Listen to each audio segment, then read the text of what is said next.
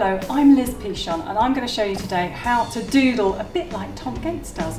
Only I'm going to use paint for this, so here we go.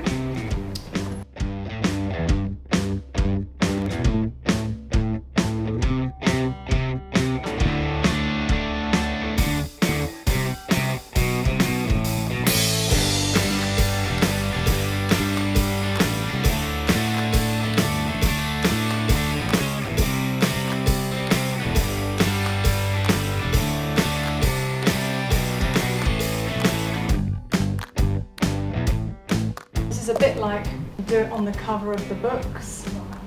And lots of people often ask me how to draw stars and how to make them.